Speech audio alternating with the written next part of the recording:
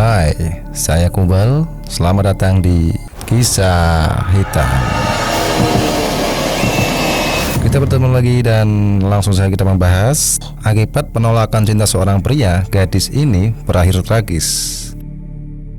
Pada hari itu, tanggal 13 September 2005, jam sudah menunjukkan pukul 19.50. Claire Bernal dan rekannya mulai membereskan counter karena 10 menit lagi toko akan tutup. Gadis berumur 22 tahun ini adalah seorang konsultan kecantikan di Harvey Nichols. Keadaan sekitar toko saat itu sedang sepi.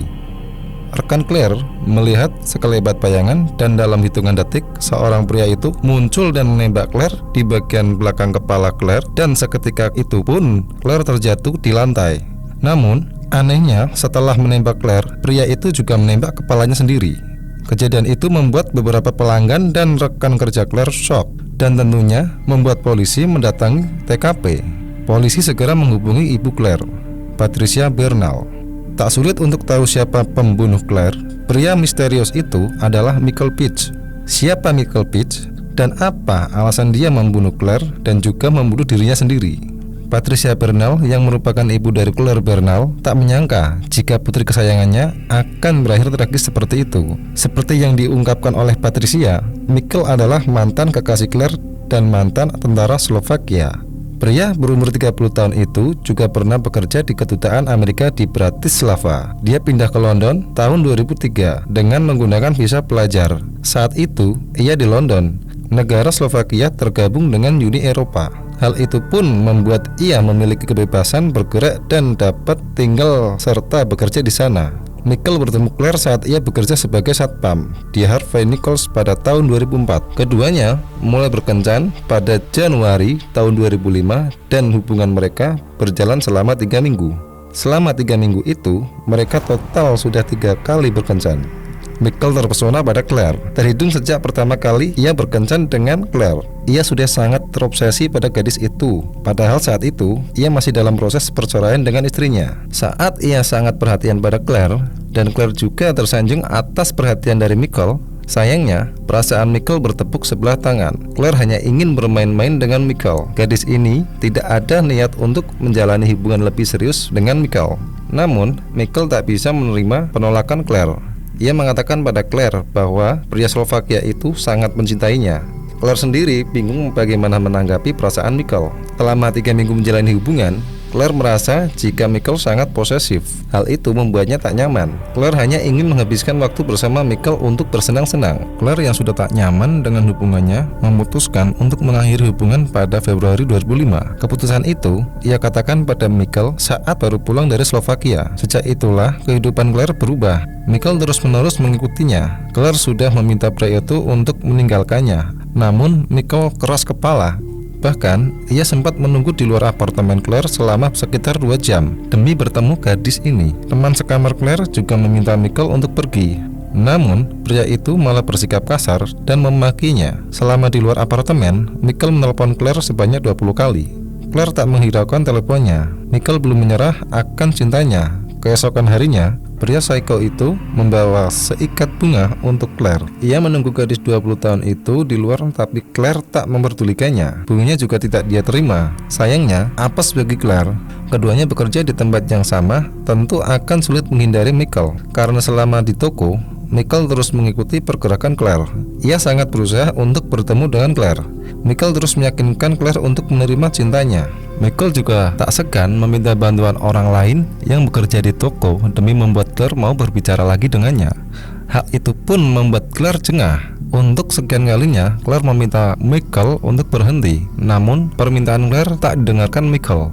Bahkan, saat Michael berteriak bahwa ia mencintai Claire, Claire pun juga sudah menjawab dengan berteriak bahwa dia tidak lagi mencintainya. Sikap Michael pun semakin membuat gadis ini tak nyaman. Bayangkan saja, setiap hari Claire harus mendapat 50 SMS diikuti terus saat berangkat dan pulang kerja. Belum cukup sampai di situ, Michael juga tak sungkan untuk berada di luar apartemen selama berjam-jam. Claire yang tak punya cara untuk menghindarinya hanya bisa mengabaikan pria psycho itu. Sayangnya, pria ini benar-benar menyeramkan. Yang awalnya pesan SMS-nya berkata, "Kita ditakdirkan untuk bersama," berubah menjadi, "Aku akan bunuh diri jika kita tidak bisa bersama. Dan jika aku tidak bisa memilikimu, maka tak ada yang boleh memilikimu." Isi pesan singkat itu membuat Claire ketakutan. Hal itu membuat kesehatan Claire menurun. Claire merasa terpenjara dan tak bisa lari dari Michael. Gadis ini tak bisa tidur dan beberapa mengalami infeksi mata. Ia tak lagi menyukai pekerjaannya dan takut masuk kerja. Claire juga jadi sulit berkonsentrasi. Namun, gadis ini enggan melaporkan Michael. She said, "Mum, I don't know what to do. I don't know whether to report him or not." And I didn't know what to do. Dia merasa malu jika ia akan membuang-buang waktu polisi. Karena menurutnya, Michael tak menyerangnya secara fisik. Sampai suatu hari, pada 30 Maret 2005, saat Claire dalam perjalanan pulang, ia bertemu dengan Michael di stasiun kereta. Claire yang berniat menghindari Michael malah tertangkap dan dijatuhkan oleh Michael. Claire merasa bahwa itu terlalu berlebihan. Dia pun akhirnya berani untuk melawan. Claire berkata jika ia tak punya pilihan selain melaporkan Michael. Dan Michael malah menjawabnya, "You will report me and I'll kill you." He was a military man, ex-military man. He knew how to use a gun. Claire sangat ketakutan dengan ancaman Michael, sehingga dia melaporkan Michael ke kepala keamanan Harvey Nichols.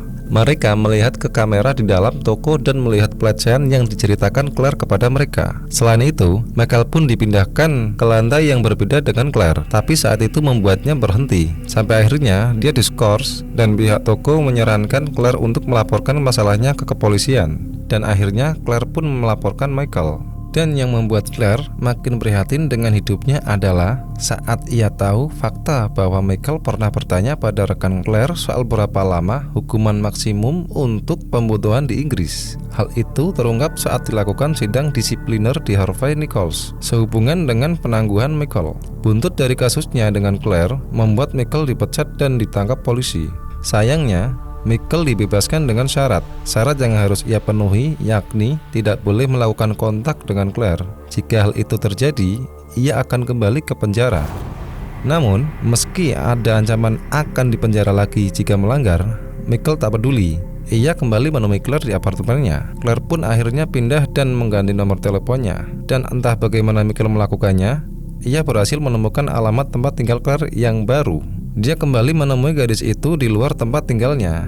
Namun, kali ini Claire bergerak cepat. Ia segera melaporkan Michael ke polisi. Pria psycho itu pun tertangkap lagi dan didakwa ancaman pembunuhan. Merasa bahwa Michael tak akan mengganggunya lagi, membuat Claire merasa lega. Untuk itu, ia memutuskan untuk pergi berlibur ke Florence sekalian merayakan ulang tahunnya pada Juli 2005 bersama ibunya.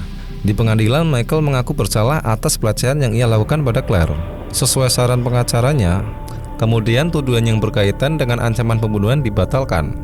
Sementara itu, sambil menunggu persiapan laporan pengadilan untuk sidang hukumannya, Michael dibebaskan dengan jaminan. Namun, di saat yang sama, Claire tak diberitahu jika status Michael ini bebas dengan jaminan. Namun kali ini meski bebas, ia tak lagi menemui Claire, melainkan pergi ke Slovakia.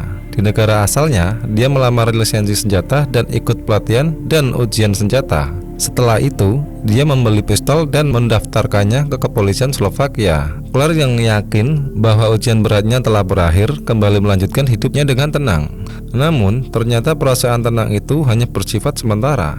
Karena pada 13 September, Michael datang ke Harvey Nichols dan menembak mati dirinya juga membunuh dirinya sendiri. Seolah membuktikan perkataannya, "Jika aku tidak bisa memilikimu, maka tak ada yang boleh memilikimu." Menurut laporan, pria psycho itu sedang mabuk kokain saat menembak Claire sebanyak 4 kali. Banyak pertanyaan bermunculan setelah kasus pembunuhan Claire. Salah satunya adalah kenapa Claire tidak lebih dilindungi. Namun, polisi menanggapi pertanyaan itu dengan jawaban jika petugas polisi yang bertugas menangani kasus Claire masih muda dan memiliki beban kerja yang berat. Sedangkan, pelatihan untuk menangani masalah kekerasan dalam rumah tangga hanya 1 hari. Dijelaskan pula bahwa petugas polisi gagal dalam mengatasi laporan sehubungan dengan tingkat ancaman Michael. Pihak kepolisian meresponnya dengan jawaban bahwa polisi tidak mungkin tahu jika Claire akan dibunuh. Ada yang berpendapat pula jika sistem pembebasan bersyarat yang diterapkan dalam kasus Claire sangat merugikan. Padahal saat pelaku sedang dibebaskan itu adalah saat-saat paling berisiko bagi korban. Seperti yang dilakukan Michael selama masa bebasnya. Dia pergi ke Slovakia dan berarti menembak lalu membeli senjata dan menyusun rencana untuk membunuh gadis yang ia cintai. Sang ibu Patricia beserta korban penguntitan lainnya membangun Protection Against Stalking.